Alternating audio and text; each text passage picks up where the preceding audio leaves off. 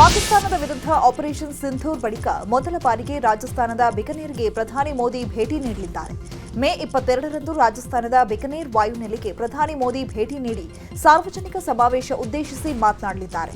ಈ ವೇಳೆ ಕಾನೂನು ಸಚಿವ ಅರ್ಜುನ್ ಮೇಘವಾಲ್ ಸೇರಿದಂತೆ ಹಲವು ಗಣ್ಯರು ಪ್ರಧಾನಿ ಮೋದಿಗೆ ಸಾಥ್ ನೀಡಲಿದ್ದಾರೆ. ಜಮ್ಮು ಮತ್ತು ಕಾಶ್ಮೀರದ ಶ್ರೀನಗರದಲ್ಲಿ ಭದ್ರತಾ ಪಡೆಗಳ ಸಿಬ್ಬಂದಿಯನ್ನ ಭೇಟಿಯಾದ ಒಂದು ದಿನದ ನಂತರ ರಕ್ಷಣಾ ಸಚಿವ ರಾಜನಾಥ್ ಸಿಂಗ್ ಇವತ್ತು ಗುಜರಾತ್ನ ಭುಜ್ ವಾಯುನೆಲೆಗೆ ಭೇಟಿ ನೀಡಿ ಯೋಧರಿಗೆ ಆತ್ಮಸ್ಥೈರ್ಯ ತುಂಬಿದ್ದಾರೆ. ತಮ್ಮ ಭಾಷಣದ ವೇಳೆ ಆಪರೇಷನ್ ಸಿಂಧೂರ್ಗೆ ಅಭಿನಂದನೆ ಸಲ್ಲಿಸಿದ ರಾಜನಾಥ್ ಸಿಂಗ್, ಇದು ಬರೀ ಟ್ರೇಲರ್ ಅಷ್ಟೇ, ಪಿಕ್ಚರ್ ಅಭಿ ಬಾಕಿಯೇ ಅಂತ ಭುಜ್ ವಾಯುನೆಲೆಯಲ್ಲಿ ಪಾಕ್ಗೆ ಎಚ್ಚರಿಕೆಯ ಸಂದೇಶ ನೀಡಿದ್ರು. ऑपरेशन सिंदूर के दौरान इंडियन एयरफोर्स ने केवल पराक्रम ही नहीं दिखाया है, बल्कि पूरी दुनिया के सामने प्रमाण भी दिया है. प्रमाण इस बात का कि अब भारत की युद्ध नीति और टेक्नोलॉजी यानी तकनीक भी दोनों बदल चुकी है. आपने प्रधानमंत्री मोदी जी के नेतृत्व में नए भारत का संदेश पूरी दुनिया तक इस बार पहुंचा दिया है. साथियों, एक और बात मैं यहाँ साफ कहना चाहूँगा कि ऑपरेशन सिंदूर अभी खत्म नहीं हुआ है. जो कुछ भी हुआ है वह सिर्फ एक ट्रेलर मात्र था. अब जब समय आएगा, जब भी सही समय आएगा, तो हम पूरी पिक्चर भी दुनिया.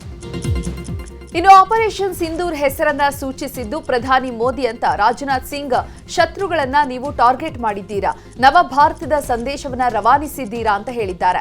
ನಮ್ಮ ಸೇನಾ ಶಕ್ತಿ ಜಗತ್ತಿಗೆ ಅನಾವರಣವಾಗಿದೆ. ಬ್ರಹ್ಮೋಸ್ ಕ್ಷಿಪಣಿ ಶಕ್ತಿ ಗೊತ್ತಾಗಿದ್ದು ಪಾಕ್ಗೆ ಕತ್ತಲಲ್ಲಿ ಹಗಲು ತೋರಿಸಿದ್ದೀರಾ ಅಂತ ಕೊಂಡಾಡಿದ್ದಾರೆ. ऑपरेशन सिंदूर नाम किसने दिया? ऑपरेशन सिंदूर का नाम हमारे देश के यशस्वी प्रधानमंत्री आदरणीय नरेंद्र मोदी ने दिया, जो इसी जापान की धरती, इसी गुजरात की धरती पर और ऑपरेशन सिंदूर के दौरान जो कुछ भी आपने किया है, समस्त हिंदुस्तानियों को, चाहे वो भारत के रहने वाले हों अथवा दुनिया के दूसरे देशों में रहने वाले हों, सभी गौरवान्वित हुए. भारतीय वायुसेना के लिए सिर्फ 23 मिनट यह काफी थे पाकिस्तान की सरजमी पर पल रहे आतंक के अजगर को कुचलने के लिए, और वह आपने करके. ಪಾಕಿಸ್ತಾನದ ವಿರುದ್ಧ ಆಪರೇಷನ್ ಸಿಂಧೂರ್ ಯಶಸ್ವಿಯಾಗಿದೆ. ಈ ಕಾರ್ಯಾಚರಣೆಯಲ್ಲಿ ಒಟ್ಟು 1,000 ಗನ್ಗಳ ಬಳಕೆ ಮಾಡಲಾಗಿದೆ. L-70, ZU-73 ಮಾದರಿಯ ಗನ್ಗಳ ಮೂಲಕ ಆಪರೇಷನ್ ನಡೆಸಲಾಗಿದ್ದು ಭಾರತದಿಂದ ಒಟ್ಟು 750 ಮಿಸೈಲ್ಗಳ ಬಳಕೆ ಮಾಡಲಾಗಿದೆ. ಪಾಕ್ನ ಒಟ್ಟು 600 ಡ್ರೋನ್ಗಳನ್ನು ಉಡೀಸ್ ಮಾಡಲಾಗಿದೆ ಅಂತ ರಕ್ಷಣಾ ಇಲಾಖೆಯಿಂದ ಮಾಹಿತಿ ತಿಳಿದುಬಂದಿದೆ. ಕಷ್ಟದ ಕಾಲದಲ್ಲಿ ನೆರವಾಗಿದ್ದ ಭಾರತಕ್ಕೆ ಟರ್ಕಿ ದ್ರೋಹ ಬಗೆದಿದೆ. ಯುದ್ಧದ ವೇಳೆ ಪಾಕಿಸ್ತಾನಕ್ಕೆ ಸಹಾಯ ಮಾಡಿದೆ. ಇದರಿಂದ ಸಿಟ್ಟಿಗೆದ್ದಿರುವ ಭಾರತ ಟರ್ಕಿಗೆ ಬಿಗ್ ಶಾಕ್ ನೀಡಿದೆ. ಭಾರತದ ಪ್ರಮುಖ 9 ವಿಮಾನ ನಿಲ್ದಾಣಗಳಲ್ಲಿ ಕಾರ್ಗೋ ನಿರ್ವಹಣೆ ಮಾಡಲು ಟರ್ಕಿ ಮೂಲದ ಸೆಲೆಬಿ ಏವಿಯೇಷನ್ ಕಂಪನಿಗೆ ಜವಾಬ್ದಾರಿಯನ್ನು ವಹಿಸಲಾಗಿತ್ತು. ಇದೀಗ ಭಾರತ ಸರ್ಕಾರ ಟರ್ಕಿ ಮೂಲದ ಕಂಪನಿಗೆ ಕೋಕ್ ನೀಡಿದೆ. ಪಾಕಿಸ್ತಾನಕ್ಕೆ ಬೆಂಬಲ ನೀಡಿದ್ದ ಟರ್ಕಿಗೆ ದೇಶದ ವಿಮಾನ ನಿಲ್ದಾಣದಲ್ಲಿ ಸೆಲೆಬಿ ಸಂಸ್ಥೆಗೆ ನಿಷೇಧ ಹೇರಲಾಗಿದೆ. ಭಾರತೀಯ ವಿಮಾನ ನಿಲ್ದಾಣಗಳಲ್ಲಿ ಸೆಲೆಬಿ ನೆಲೆ ನಿರ್ವಹಣೆ ಸೇವೆಗಳನ್ನು ಒದಗಿಸ್ತಾ ಇತ್ತು. ಕೆಂಪೇಗೌಡ ಅಂತಾರಾಷ್ಟ್ರೀಯ ವಿಮಾನ ನಿಲ್ದಾಣದಲ್ಲಿ ಸೆಲೆಬಿ ಗ್ರೌಂಡ್ ಹ್ಯಾಂಡ್ಲಿಂಗ್ಗೆ ಬ್ರೇಕ್ ಹಾಕಲಾಗಿದೆ. ಸೆಲೆಬಿಗೆ ಭದ್ರತಾ ಅನುಮತಿಯ ರದ್ದುಗೊಳಿಸಿ ಭಾರತೀಯ ವಿಮಾನಯಾನ ಇಲಾಖೆ ಆದೇಶ ಹೊರಡಿಸಿತ್ತು. ಹೀಗಾಗಿ ಕೆಂಪೇಗೌಡ ಏರ್ಪೋರ್ಟ್ನಲ್ಲೂ ಟರ್ಕಿ ಮೂಲದ ಸೆಲೆಬಿ ಸೇವೆಗಳಿಗೆ ತಡೆ ನೀಡಲಾಗಿದೆ. ಭಾರತಕ್ಕೆ ದ್ರೋಹ ಬಗೆದ ಟರ್ಕಿಗೆ ಭಾರತ ಮೇಲಿಂದ ಮೇಲೆ ಶಾಕ್ ಕೊಡ್ತಾ ಇದೆ. ಈಗ ಟರ್ಕಿ ವಿವಿಗಳಿಗೂ ಕೂಡ ಭಾರತ ಶಾಕ್ ಕೊಟ್ಟಿದೆ. ದೆಹಲಿಯ ಜಾಮಿಯಾ ಮಿಲಿಯಾ ಇಸ್ಲಾಮಿಯಾ ವಿಶ್ವವಿದ್ಯಾಲಯ ಟರ್ಕಿಯ ಎಲ್ಲಾ ವಿವಿಗಳ ಜೊತೆಗಿನ ಒಪ್ಪಂದವನ್ನ ಮುಂದಿನ ಆದೇಶದವರೆಗೆ ಅಮಾನತು ಮಾಡಿದೆ. ಆಪರೇಷನ್ ಸಿಂಧೂರ್ ಪಹಲ್ಗಾಮ್ ದಾಳಿ ವಿಚಾರ ಕುರಿತು ಎರಡೂ ಸರ್ವಪಕ್ಷ ಸಭೆಗಳಿಗೂ ಪ್ರಧಾನಿ ಮೋದಿ ಬಂದಿಲ್ಲ ಅಂತ ಜೈರಾಮ್ ರಮೇಶ್ ಬೇಸರವನ್ನ ವ್ಯಕ್ತಪಡಿಸಿದ್ದಾರೆ. ಸಾಮಾಜಿಕ ಜಾಲತಾಣ ಎಕ್ಸ್ನಲ್ಲಿ ಪೋಸ್ಟ್ ಮಾಡಿರುವ ಅವರು, ಕಾಂಗ್ರೆಸ್ ಪಕ್ಷ ದೇಶದ ಹಿತಾಸಕ್ತಿ ವಿಚಾರದಲ್ಲಿ ಸದಾ ಮುಂಚೂಣಿಯಲ್ಲಿದೆ. ಸರ್ವಪಕ್ಷ ನಿಯೋಗದಲ್ಲಿ ಕಾಂಗ್ರೆಸ್ ಪಾಲ್ಗೊಳ್ಳಲಿದೆ. ವಿಶೇಷ ಅಧಿವೇಶನ ಕರೆಯುವುದನ್ನು ನಿರಾಕರಿಸಿ ಕಾಂಗ್ರೆಸ್ ಪಕ್ಷವನ್ನ ನಿರಂತರವಾಗಿ ಅವಮಾನಿಸುತ್ತಿದ್ದಾರೆ ಅಂತ ಪ್ರಧಾನಿ ಮೋದಿ ವಿರುದ್ಧ ಜೈರಾಮ್ ರಮೇಶ್ ಅಸಮಾಧಾನ ವ್ಯಕ್ತಪಡಿಸಿದರು. ಕೋಲಾರ ಕಾಂಗ್ರೆಸ್ ಶಾಸಕ ಕೊತ್ತೂರು ಮಂಜುನಾಥ್ ಭಾರತೀಯ ಸೇನೆಗೆ ಅಗೌರವ ತರುವಂತಹ ಹೇಳಿಕೆಯನ್ನ ನೀಡಿದ್ದಾರೆ. ಆಪರೇಷನ್ ಸಿಂಧೂರ್ ಕಾರ್ಯಾಚರಣೆ ಟೀಕಿಸೋ ಬರದಲ್ಲಿ ನಾಲಿಗೆ ಹರಿಬಿಟ್ಟಿದ್ದಾರೆ. 4 ಫ್ಲೈಟ್ ಹಾರಿಸಿ ಬೂಟಾಟಿಕೆ ಕಾರ್ಯಾಚರಣೆ ಮಾಡಿದ್ದಾರೆ. ಕಾರ್ಯಾಚರಣೆಯಲ್ಲಿ ಉಗ್ರರು ಸತ್ತಿದ್ದು ನಿಜವಾ? ಎಷ್ಟು ಉಗ್ರರು ಸತ್ತಿದ್ದಾರೆ ಎಂಬ ಖಚಿತ ಮಾಹಿತಿ ಇಲ್ಲ. ಅಮೆರಿಕ ಮಾತಿಗೆ ಕಟ್ಟುಬಿದ್ದು ಭಾರತ ಕಾರ್ಯಾಚರಣೆಯನ್ನ ನಿಲ್ಲಿಸಿದೆ ಅಂತ ಕೊತ್ತೂರು ಮಂಜುನಾಥ್ ಹೇಳಿರುವಂತಹ ಹೇಳಿಕೆ ವಿರೋಧಕ್ಕೆ ಕಾರಣವಾಗಿದೆ. ಆಪರೇಷನ್ ಸಿಂಧೂರ ವಿಚಾರದಲ್ಲಿ ಕಾಂಗ್ರೆಸ್ ಶಾಸಕರ ವಿವಾದಾತ್ಮಕ ಹೇಳಿಕೆ ಕುರಿತು ಸಿಎಂ ರಿಯಾಕ್ಟ್ ಮಾಡಿದ್ದಾರೆ. ಕೊಪ್ಪಳದಲ್ಲಿ ಮಾತನಾಡಿದ ಸಿಎಂ ಸಿದ್ದರಾಮಯ್ಯ, ಶಾಸಕರು ಅವರವರ ಅಭಿಪ್ರಾಯ ಹಂಚಿಕೊಂಡಿದ್ದಾರೆ. ಪಹಲ್ಗಾಮ್ ದಾಳಿ ಮಾಡಿದ ಉಗ್ರರಿಗೆ ನೆಲೆ ಕೊಟ್ಟಿದ್ದ ಪಾಕಿಸ್ತಾನಕ್ಕೆ ಪಾಠ ಕಲಿಸಲು ಒಳ್ಳೆ ಅವಕಾಶ ಸಿಕ್ಕಿತ್ತು. ಪಾಕಿಸ್ತಾನಕ್ಕೆ ತಕ್ಕ ಶಾಸ್ತಿ ಮಾಡಬೇಕಿತ್ತು. ನಮ್ಮ ಸೈನ್ಯ ಪಾಕಿಸ್ತಾನದ ಮೇಲೆ ದಾಳಿ ಮಾಡಿದಾಗ ಇಡೀ ದೇಶ ಒಗ್ಗಟ್ಟಾಗುವ ಕೆಲಸ ಮಾಡುತ್ತೆ ಅಂತ ಹೇಳಿದರು. ಈಗ ಅವರವರ ಅಭಿಪ್ರಾಯಗಳನ್ನು ಅವರು ವ್ಯಕ್ತ ಮಾಡಿದ್ದಾರೆ. ಕಾಂಗ್ರೆಸ್ನ ಕೆಲವರು ಶಾಸಕರು ಅವರ ಅಭಿಪ್ರಾಯಗಳನ್ನು ವ್ಯಕ್ತ ಮಾಡಿದ್ದಾರೆ. ಬಿಜೆಪಿಯವರು ಕೂಡ ಕೆಲವರು ಶಾಸಕರು ವ್ಯಕ್ತ ಮಾಡಿದ್ದಾರೆ. ಆಮೇಲೆ ಆರ್ಮಿ ಆಫೀಸರ್ಸು ಕೂಡ ಅವರ ಅಭಿಪ್ರಾಯಗಳನ್ನು ವ್ಯಕ್ತ ಮಾಡಿದ್ದಾರೆ. ನನ್ನ ಪ್ರಕಾರ ಪಾಕಿಸ್ತಾನದವರಿಗೆ ಇದು ಒಂದು ಅವಕಾಶ ಸಿಕ್ಕಿತ್ತು. ಈ ಅವಕಾಶನ ಉಪಯೋಗಿಸ್ಕೊಂಡು ಅವರಿಗೆ ಇನ್ನೂ ಹೆಚ್ಚಿನ ರೀತಿಯಲ್ಲಿ ಉಗ್ರರಿಗೆ ಮತ್ತೆ ಅವರು ಪಾಕಿಸ್ತಾನದವರು ಮತ್ತೆ ಸಹಾಯ ಮಾಡಬಾರದು, ಅವರಿಗೆ ಸಹಕಾರ ಕೊಡಬಾರದು, ಉಗ್ರರ ನಾಶ ಮಾಡ್ತಕ್ಕಂಥ ಕೆಲಸವನ್ನು ಮಾಡೋದು. ಭಾರತೀಯ ಸೇನೆಗೆ ಅಗೌರವ ತರುವಂತಹ ಹೇಳಿಕೆಯನ್ನು ನೀಡಿದ್ದ ಕೋಲಾರ ಕಾಂಗ್ರೆಸ್ ಶಾಸಕ ಕೊತ್ತೂರು ಮಂಜುನಾಥ್ ವಿರುದ್ಧ ಬಿಜೆಪಿ ಕೆಂಡ ಕಾರಿದೆ. ಈ ಕುರಿತು ಬೆಂಗಳೂರಿನಲ್ಲಿ ಮಾತನಾಡಿದ ಪರಿಷತ್ ವಿಪಕ್ಷ ನಾಯಕ ಛಲವಾದಿ ನಾರಾಯಣಸ್ವಾಮಿ, ಕಾಂಗ್ರೆಸ್ನವರು ತಮ್ಮ ವಕ್ರ ಬುದ್ಧಿಯನ್ನ ತೋರಿಸುತ್ತಿದ್ದಾರೆ. ಪಾಕ್ ಪರ ಕಾಂಗ್ರೆಸ್ನವರು ಮಾತನಾಡುತ್ತಿದ್ದಾರೆ. ಎಐಸಿಸಿ ಅವರು ರಾಜ್ಯ ಕಾಂಗ್ರೆಸ್ನವರ ಹೇಳಿಕೆ ತಪ್ಪು ಅಂತ ಖಂಡಿಸಲಿಲ್ಲ, ಯಾಕೆ ಅಂತ ಪ್ರಶ್ನೆ ಮಾಡಿದ್ದಾರೆ. ಇನ್ನು ಪರಿಷತ್ ಸದಸ್ಯ ಸಿಟಿ ರವಿ ಮಾತನಾಡಿ, ಕಾಂಗ್ರೆಸ್ನವರು ಆಪರೇಷನ್ ಸಿಂಧೂರ ಬಗ್ಗೆ ಅಪಸ್ವರದ ಮಾತನಾಡ್ತಿದ್ದಾರೆ. ಯಾಕೆ ಕದನ ನಿಲ್ಲಿಸಿದ್ರಿ ಅಂತಿದ್ದಾರೆ. ಇನ್ನು ಕೆಲವರು ಕೇವಲ 4 ವಿಮಾನ ಹಾರಿಸಿದ್ರು ಅಂತಿದ್ದಾರೆ. ದೇಶವಿಡೀ ಯುದ್ಧ ಬೇಕು ಅನ್ನುವಾಗ ಸಿದ್ದರಾಮಯ್ಯ ಯುದ್ಧ ಬೇಡ ಅಂದ್ರು. ನಿಮ್ಮ ಅಪಪ್ರಚಾರ ಸೈನ್ಯದ ಬಗ್ಗೆನೋ ಅಥವಾ ರಾಜಕೀಯ ನಾಯಕತ್ವಕ್ಕೋ ಅಂತ ಕಿಡಿಕಾರಿದ್ದಾರೆ. ಕೊತ್ತೂರು ಮಂಜುನಾಥ್ ಪರ ಸಚಿವ ಪ್ರಿಯಾಂಕ್ ಖರ್ಗೆ ಬ್ಯಾಟ್ ಬೀಸಿದ್ದಾರೆ. ಭಯೋತ್ಪಾದನೆ ಕಿತ್ತು ಹಾಕಬೇಕಾದ್ರೆ ಬೇರು ಸಮೇತ ಕೀಳಬೇಕು. ಕದನ ವಿರಾಮ ಯಾಕೆ ನಿಲ್ಲಿಸಿದ್ರು ಅಂತ ಕೇಂದ್ರ ಸರ್ಕಾರ ಮಾಹಿತಿ ನೀಡಬೇಕು. ಪಾಕಿಸ್ತಾನ ಜೊತೆ ಟರ್ಕಿ, ಚೈನಾ ಬಂತು, ಆದರೆ ಭಾರತದ ಜೊತೆಗೆ ಯಾರಾದರೂ ನಿಂತ್ರ? ಪಾಕಿಸ್ತಾನಕ್ಕೆ ಕೊಟ್ಟಿದ್ದಾರೆ ಅಮೆರಿಕ 300 ಮಿಸೈಲ್. ಬಾಯ್ಕಾಟ್ ಅಮೆರಿಕ ಮಾಡಲು ಕೇಂದ್ರ ಆಗುತ್ತಾ ಅಂತ ಪ್ರಶ್ನಿಸಿದ್ರು. ಇತ್ತ ಆಪರೇಷನ್ ಸಿಂಧೂರ ಯಾವ ಕಾರಣಕ್ಕೆ ನಿಂತಿತು ಅಂತ ಪ್ರಧಾನಿಯವರು ಹೇಳಲಿ ಅಂತ ಸಚಿವ ಶಿವರಾಜ್ ತಂಗಡಗಿ ಹೇಳಿದ್ದಾರೆ. ಕೊಪ್ಪಳದಲ್ಲಿ ಮಾತನಾಡಿದ ಅವರು, ಭಾರತ ದೇಶ ಯುದ್ಧ ಮಾಡಿದರೆ ಪಾಕಿಸ್ತಾನ ಭೂಪಟದಲ್ಲಿರೋದಿಲ್ಲ. ತಿರಂಗ ಯಾತ್ರೆ ಮೊದಲು ಮಾಡಿದ್ದು ನಾವು. ಸಿಂಧೂರ ನಿಲ್ಲಿಸಿದ್ದು ಯಾಕೆ ಅಂತ ಪ್ರಶ್ನಿಸಿದ್ರು. ಯುದ್ಧದ ವಿಚಾರದಲ್ಲಿ ಕ್ರೆಡಿಟ್ ವಾರ್ ವಿಚಾರಕ್ಕೆ ಮೈಸೂರಿನಲ್ಲಿ ಡಿಸಿಎಂ ಡಿಕೆಶಿ ಪ್ರತಿಕ್ರಿಯೆ ನೀಡಿದ್ದಾರೆ. ಪಕ್ಷಕ್ಕಿಂತ ವ್ಯಕ್ತಿಗಿಂತ ದೇಶ ಮುಖ್ಯ ಅಂತ ಹೇಳಿದ್ದಾರೆ. ಪ್ರಧಾನಿಯವರ ತೀರ್ಮಾನಕ್ಕೆ ಬದ್ಧ ಅಂತ ಹೇಳಿದ್ದಾರೆ. ಎಲ್ಲ ಪಕ್ಷಗಳ ಮೀಟಿಂಗ್ ಕರೀರಿ ಅಂತ ಮನವಿಯನ್ನ ಮಾಡಿದ್ದೇವೆ. ಪಾರ್ಲಿಮೆಂಟ್ನಲ್ಲಿ ಕದನ ವಿರಾಮ ಆದ ಬಗ್ಗೆ ವಿವರಿಸಲಿ ಅಂತ ಹೇಳಿದ್ರು. ಇನ್ನು ಮೋದಿಗೆ ಟ್ರಂಪ್ ಅಂದ್ರೆ ಭಯಾನ ಅಂತ ಸಚಿವ ದಿನೇಶ್ ಗುಂಡೂರಾವ್ ಪ್ರಶ್ನೆ ಮಾಡಿದ್ದಾರೆ. ಮಂಗಳೂರಿನಲ್ಲಿ ಮಾತನಾಡಿದ ಅವರು, ಆಪರೇಷನ್ ಸಿಂಧೂರ್ ಬಗ್ಗೆ ಸ್ಪಷ್ಟ ಉತ್ತರ ಬೇಕು. ನಮ್ಮ 5 ಜೆಟ್ಗಳ ನಾಶ ಅಂತ ಪಾಕ್ ಹೇಳಿದೆ.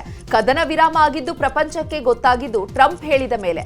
ಯಾವುದು ಸತ್ಯ ಅಂತ ದಿನೇಶ್ ಗುಂಡೂರಾವ್ ಪ್ರಶ್ನೆ ಮಾಡಿದ್ದಾರೆ. ಕೇಂದ್ರ ಸರ್ಕಾರ ಅಮೆರಿಕದ ಒತ್ತಡಕ್ಕೆ ಮಣಿದು ಕದನ ವಿರಾಮ ಘೋಷಿಸಿದೆ ಎಂಬ ಕಾಂಗ್ರೆಸ್ ಆರೋಪಕ್ಕೆ ಮಾಜಿ ಸಿಎಂ ಬಿಎಸ್ವೈ ಕೌಂಟರ್ ಕೊಟ್ಟಿದ್ದಾರೆ. ಶಿವಮೊಗ್ಗದಲ್ಲಿ ಮಾತನಾಡಿದ ಅವರು, ಪ್ರಧಾನಿ ಮೋದಿ ಅವರ ಯಶಸ್ಸು ಸಹಿಸಲಾಗದೆ ಯಾರೇನೋ ಮಾತನಾಡಿದ್ರು ಅದಕ್ಕೆ ಅರ್ಥ ಇಲ್ಲ. ಪಾಕಿಸ್ತಾನಕ್ಕೆ ತಕ್ಕ ಪಾಠ ಕಲಿಸಿರುವ ಪ್ರಧಾನಿ ಮೋದಿ ಅವರಿಗೆ ಅಭಿನಂದನೆ ಸಲ್ಲಿಸುತ್ತೇನೆ ಅಂತ ಹೇಳಿದರು. ಆಪರೇಷನ್ ಸಿಂಧೂರದ ಬಗ್ಗೆ ವಿವಾದಾತ್ಮಕ ಹೇಳಿಕೆಯನ್ನ ನೀಡಿದ್ದ ಕೋಲಾರ ಶಾಸಕ ಕೊತ್ತೂರು ಮಂಜುನಾಥ್ ಹೇಳಿಕೆಗೆ ಲಕ್ಷ್ಮೀ ಹೆಬ್ಬಾಳ್ಕರ್ ತಿರುಗೇಟು ನೀಡಿದ್ದಾರೆ. ದಾವಣಗೆರೆಯ ಹರಿಹರದಲ್ಲಿ ಮಾತನಾಡಿದ ಅವರು, ಇಂಥ ವಿವಾದದಲ್ಲಿ ಎಲ್ಲರೂ ದೇಶದ ಪರ ಇರಬೇಕು, ದೇಶದ ಪರವಾಗಿ ಮಾತನಾಡಬೇಕು ಅಂತ ಟಾಂಗ್ ಕೊಟ್ಟಿದ್ದಾರೆ. ಯಾರೇ ಆಗಲಿ ದೇಶ ಅಂತ ಬಂದಾಗ ನಾವೆಲ್ಲರೂ ಒಂದೇ, ಇಷ್ಟೇ ನಾನು ಹೇಳಲಿಕ್ಕೆ ಬಯಸ್ತೇನೆ. ನಾವೆಲ್ಲರೂ ಒಂದೇ ಮಾತಿನಿಂದ ಎದುರಿಸಬೇಕು ಅಂತ ಇಷ್ಟೇ ಹೇಳ್ತೀನಿ. ಇದರಲ್ಲಿ 2 ಮಾತೇ ಇಲ್ಲ. ಏನು ರಾಹುಲ್ ಗಾಂಧಿ ಅವರು ಏನು ಹೇಳಿದ್ದಾರೆ ಅದನ್ನಷ್ಟೇ ನಾವು ಪಾಲಿಸ್ತೀವಿ. Thank you. ಆಪರೇಷನ್ ಸಿಂಧೂರ ಯಶಸ್ವಿ ಹಿನ್ನೆಲೆ ಮೈಸೂರಿನಲ್ಲಿ ಬಿಜೆಪಿಯಿಂದ ತಿರಂಗ ಯಾತ್ರೆ ಮೂಲಕ ಸೈನಿಕರಿಗೆ ಗೌರವ ಸಲ್ಲಿಸಲಾಯಿತು. ಮೈಸೂರಿನ ಜನರಲ್ ಕಾರ್ಯಪ್ಪ ವೃತ್ತದಿಂದ ಸಂಸದ ಯದುವೀರ್ ಕೃಷ್ಣದತ್ತ ಚಾಮರಾಜ ಒಡೆಯರ್ ನೇತೃತ್ವದಲ್ಲಿ ತಿರಂಗ ಯಾತ್ರೆ ನಡೆಯಿತು. ಶಾಲಾ ಮಕ್ಕಳು, ವಿವಿಧ ಮಠಾಧೀಶರು ಸೇರಿದಂತೆ ಸಾವಿರಾರು ಜನ ಯಾತ್ರೆಯಲ್ಲಿ ಪಾಲ್ಗೊಂಡಿದ್ದರು. ತ್ರಿವರ್ಣ ಧ್ವಜಗಳು ಹಿಡಿದು ಯೋಧರಿಗೆ ಜನರು ಜೈಕಾರ ಹಾಕಿದರು.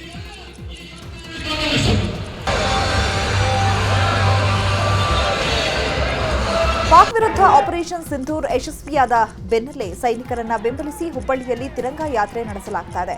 ಹುಬ್ಬಳ್ಳಿಯ 3000 ಮಠದಿಂದ ಆರಂಭಗೊಂಡ ತಿರಂಗ ಯಾತ್ರೆಗೆ ಕೇಂದ್ರ ಸಚಿವ ಪ್ರಹ್ಲಾದ್ ಜೋಶಿ ಚಾಲನೆ ಕೊಟ್ಟರು. ಇದಕ್ಕೂ ಮುನ್ನ ಮಾಜಿ ಯೋಧರಿಗೆ ಜೋಶಿ ಸನ್ಮಾನ ಮಾಡಿದರು. ಭಾರತ ಮತ್ತು ಪಾಕಿಸ್ತಾನದ ನಡುವೆ ಉದ್ವಿಗ್ನ ಪರಿಸ್ಥಿತಿಯ ಹಿನ್ನೆಲೆ ಹಾಸನದಲ್ಲಿ ಯುದ್ಧದ ಬಗ್ಗೆ ಮಾಕ್ ಡ್ರಿಲ್ ನಡೆಸಲಾಗಿದೆ. ಅರಸೀಕೆರೆ ರೈಲ್ವೆ ನಿಲ್ದಾಣದಲ್ಲಿ ರೈಲು ಅಪಘಾತದ ಬಗ್ಗೆ ಹಾಗೂ ರೈಲು ಹಳಿ ತಪ್ಪಿದ್ರೆ ಪ್ರಯಾಣಿಕರು ಕೈಗೊಳ್ಳಬೇಕಾದ ಸುರಕ್ಷತಾ ಕ್ರಮಗಳ ಬಗ್ಗೆ ಅಣುಕು ಪ್ರದರ್ಶನವನ್ನು ನಡೆಸಲಾಗಿದೆ. ಎನ್ಡಿಆರ್ಎಫ್, ಎಸ್ಡಿಆರ್ಎಫ್, ಆರ್ಪಿಎಫ್ನ ಸಿಬ್ಬಂದಿ ಸುಮಾರು 3 ಗಂಟೆಗಳ ಕಾಲ ನೈಜ ಘಟನೆಯಂತೆ ಕಾರ್ಯಾಚರಣೆಯನ್ನು ನಡೆಸಿದರು.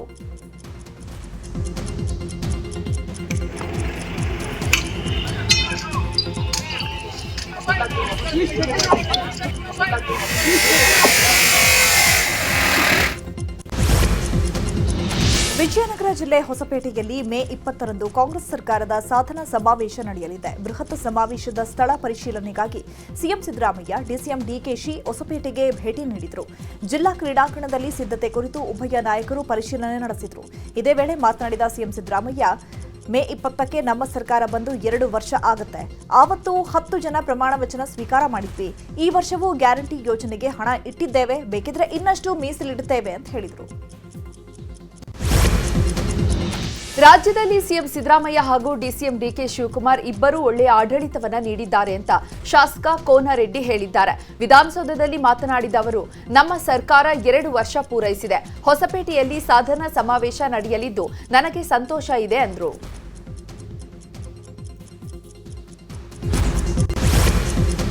ಹಿಂದೂ ಕಾರ್ಯಕರ್ತ ಸುಹಾಸ್ ಶೆಟ್ಟಿ ಹತ್ಯೆ ಪ್ರಕರಣ ಕುರಿತು ಸರ್ಕಾರ ಅಸಮರ್ಪಕ ತನಿಖೆಗೆ ವಿರೋಧ ವ್ಯಕ್ತವಾಗಿದೆ. ಈ ಬಗ್ಗೆ ಆರೋಪಿಸಿ ಮಂಗಳೂರಿನಲ್ಲಿ ಇವತ್ತು ಬಿಜೆಪಿ ಯುವ ಮೋರ್ಚಾದಿಂದ ಸಿಎಂ ಕಾರಿಗೆ ಮುತ್ತಿಗೆಗೆ ಯತ್ನಿಸಲಾಯಿತು. ನೂತನ ಡಿಸಿ ಕಚೇರಿ ಉದ್ಘಾಟನೆ ಹಾಗೂ ಉಲ್ಲಾಳ ದರ್ಗಾ ಉರೂಸ್ ಹಿನ್ನೆಲೆ ಜಿಲ್ಲೆಗೆ ಸಿಎಂ ಆಗಮಿಸಬೇಕಾಗಿತ್ತು. ಸಿಎಂ ಬರುವ ಮೊದಲೇ ಮಂಗಳೂರಿನ ಯಯ್ಯಾಡಿ ಬಳಿ ಕಪ್ಪು ಬಾವುಟ ಪ್ರದರ್ಶನಕ್ಕೆ ಯುವ ಮೋರ್ಚಾ ಕಾರ್ಯಕರ್ತರು ಯತ್ನ ನಡೆಸಿದರು. ಪ್ರಕರಣ ಸಂಬಂಧ ಪೊಲೀಸರು 11 ಮಂದಿಯನ್ನ ವಶಕ್ಕೆ ಪಡೆದಿದ್ದಾರೆ. ಕಾಂಗ್ರೆಸ್ ಸಾಧನಾ ಸಮಾವೇಶದಲ್ಲಿ ಬ್ಯುಸಿಯಾಗಿದ್ರೆ ಇತ್ತ ಸಿಎಂ ಕುರ್ಚಿ ಬಗ್ಗೆ ವಿಪಕ್ಷ ನಾಯಕ ಭವಿಷ್ಯ ನುಡಿದಿದ್ದಾರೆ. ರಾಮನಗರದಲ್ಲಿ ಬಿಡದಿ ಟೌನ್ಶಿಪ್ ವಿಚಾರವಾಗಿ ಮಾತನಾಡುತ್ತಾ ಅಕ್ಟೋಬರ್ ತಿಂಗಳಲ್ಲಿ ಸಿದ್ದರಾಮಯ್ಯ ಖಾಲಿ ಮಾಡ್ತಾರೆ, ಮುಂದೆ ಯಾರು ಸಿಎಂ ಆಗಿ ಬರ್ತಾರೋ ಗೊತ್ತಿಲ್ಲ, ಇನ್ನು 3 ವರ್ಷ ಮುಂಡ ಮುಚ್ಚಿಕೊಂಡು ಹೋಗ್ತಾರೆ ಅಂತ ಕಾಂಗ್ರೆಸ್ ನಾಯಕರ ವಿರುದ್ಧ ವಾಗ್ದಾಳಿ ನಡೆಸಿದ್ದಾರೆ. ರಾಜ್ಯದಲ್ಲಿ ಮುಂಗಾರು ಅಬ್ಬರ ಜೋರಾಗಿದೆ. ಬೆಂಗಳೂರಿನ ಶಿವಾನಂದ ಸರ್ಕಲ್ ಬಳಿ ಕಾರಿನ ಮೇಲೆ ಮರ ಬಿದ್ದು ವ್ಯಕ್ತಿಯೋರ್ವನಿಗೆ ಗಾಯವಾಗಿದೆ. ಕಾರು ಸಂಪೂರ್ಣ ಜಖಂ ಆಗಿದ್ದು ಗಾಯಾಳು ವ್ಯಕ್ತಿಯನ್ನ ಸ್ಥಳೀಯ ಆಸ್ಪತ್ರೆಗೆ ದಾಖಲಿಸಲಾಗಿದೆ. ಮರ ತೆರವು ಕಾರ್ಯಾಚರಣೆ ನಡೆದಿದೆ.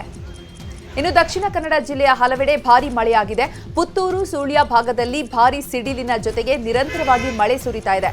ಕಳೆದ 2 ಗಂಟೆಗಳಿಂದ ನಿರಂತರವಾಗಿ ಸುರಿತಾ ಇದ್ದು ಮಳೆ ಜನಜೀವನ ಅಸ್ತವ್ಯಸ್ತವಾಗಿದೆ. ರಾಜ್ಯಾದ್ಯಂತ ಪೂರ್ವ ಮುಂಗಾರು ಅಬ್ಬರ ಜೋರಾಗಿದೆ. ಇವತ್ತಿನಿಂದ 3 ದಿನಗಳ ಕಾಲ ರಾಜ್ಯದ ಎಲ್ಲ ಜಿಲ್ಲೆಗಳಿಗೆ ಯೆಲ್ಲೋ ಅಲರ್ಟ್ ಘೋಷಿಸಲಾಗಿದೆ. ಮೇ 17 ಹಾಗೂ 18ರಂದು ಬೀದರ್, ಕಲಬುರಗಿ, ವಿಜಯಪುರ, ಯಾದಗಿರಿ, ರಾಯಚೂರು ಸೇರಿದಂತೆ 11ಕ್ಕೂ ಹೆಚ್ಚು ಜಿಲ್ಲೆಗಳಿಗೆ ಆರೆಂಜ್ ಅಲರ್ಟ್ ಘೋಷಣೆ ಮಾಡಲಾಗಿದೆ. ಕರಾವಳಿ ಹಾಗೂ ಮಲೆನಾಡು ಭಾಗದ ಜಿಲ್ಲೆಗಳಿಗೂ ಕೂಡ ಆರೆಂಜ್ ಅಲರ್ಟ್ ಘೋಷಿಸಲಾಗಿದೆ. ಚಿಕ್ಕಮಗಳೂರಿನಲ್ಲಿ ಶಿಕ್ಷಣ ಇಲಾಖೆಯ ಹಗರಣವೊಂದು ಕೇಳಿಬಂದಿದೆ. ಕಡೂರು ಕ್ಷೇತ್ರ ಶಿಕ್ಷಣಾಧಿಕಾರಿ ವ್ಯಾಪ್ತಿಯಲ್ಲಿ ಅನಧಿಕೃತ ವರ್ಗಾವಣೆಯ ದಂಧೆ ನಡೆಯುತ್ತಿದೆಯಂತೆ. ಆದೇಶ ಮಾಡಿದ ಶಾಲೆಯನ್ನು ಬಿಟ್ಟು ಮತ್ತೊಂದು ಶಾಲೆಗೆ ನಿಯೋಜಿಸಲಾಗ್ತಾ ಇದೆಯಂತೆ. ಕಡೂರು ಬಿಇಒ ಆರ್ ಸಿದ್ದರಾಜು ನಾಯ್ಕ್ ವಿರುದ್ಧ ಗಂಭೀರ ಆರೋಪ ಕೇಳಿಬಂದಿದೆ. ಬಿಇಒ ಸೂಚನೆಯಂತೆ 60ಕ್ಕೂ ಹೆಚ್ಚು ಶಿಕ್ಷಕರ ನಿಯೋಜನೆ ಮಾಡಲಾಗಿದೆ. ಈ ಬಗ್ಗೆ ಆರೋಪ ಕೇಳಿಬಂದ ಬೆನ್ನಲ್ಲೇ ಡಿಡಿಪಿಐ ತನಿಖೆಗೆ ಆದೇಶಿಸಿದ್ದಾರೆ. ಪರಿಶಿಷ್ಟ ಜಾತಿಯಲ್ಲಿ ಒಳ ಮೀಸಲಾತಿಗಾಗಿ ನಡೀತಾ ಇರುವಂತಹ ಸರ್ವೆಯ ದಿನಾಂಕ ವಿಸ್ತರಣೆಯಾಗಿದೆ. ಮನೆ ಮನೆ ಸಮೀಕ್ಷೆ ಮೇ 25ರವರೆಗೆ ಇರಲಿದೆ. ವಿಶೇಷ ಶಿಬಿರ ಮೇ 26ರಿಂದ 28ರವರೆಗೆ ಮರು ನಿಗದಿಪಡಿಸಲಾಗಿದೆ.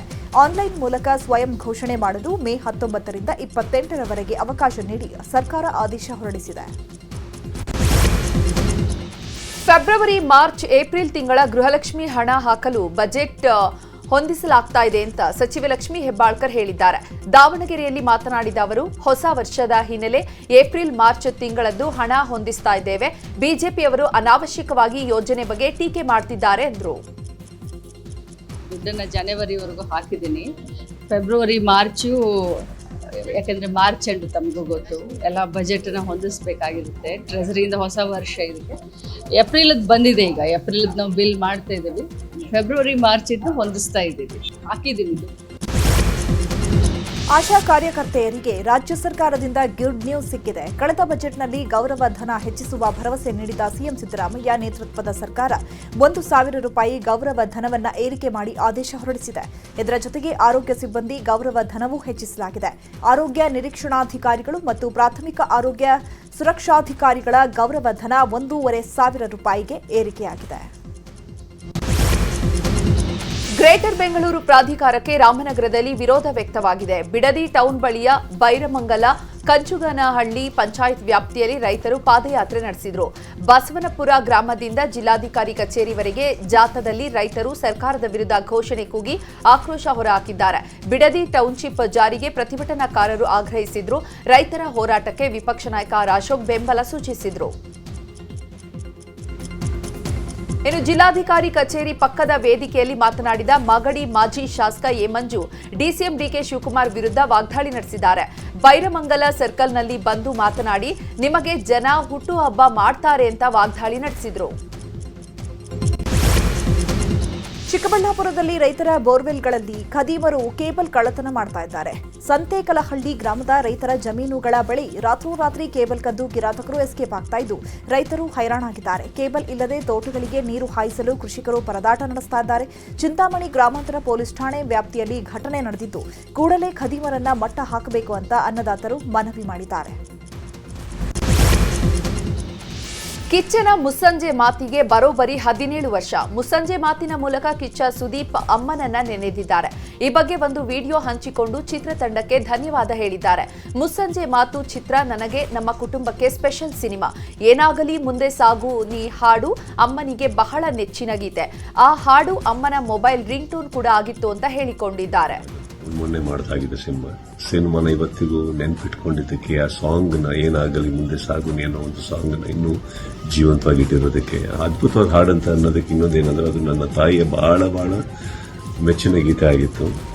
ಅವರು ಇರೋವರೆಗೂ ಅವ್ರದ್ದು ಅವತ್ತು ಫಿಲ್ಮ್ ರಿಲೀಸ್ ಆಗಿದ್ದ ದಿನದಿಂದ ಇವಾಗವರೆಗೂ ಅವರಿರೋ ತನಕ ಹಲೋ ಟ್ಯೂನ್ ಅದೇ ಸಾಂಗ್ ಆಗಿದೆ, ಏನಾಗಲಿ ಮುಂದೆ ಸಾಗುನಿ. ನನ್ನ ಅವ್ರ ಫೋನ್ ಇವತ್ತಿಗೂ ನಾನು ತಂದೆ ಇರ್ತಾ ಇದ್ದೆ, ಇವತ್ತಿಗೂ ಅದೇ ಟ್ಯೂನ್ ಬರುತ್ತೆ ಅದಕ್ಕೆ. And Ramya, Anu, ಎಲ್ಲರಿಗೂ ನಾನು special thanks for making the film even more beautiful. Thank you all. Overall, ಮುಸ್ಸಂಜೆ ಮಾತು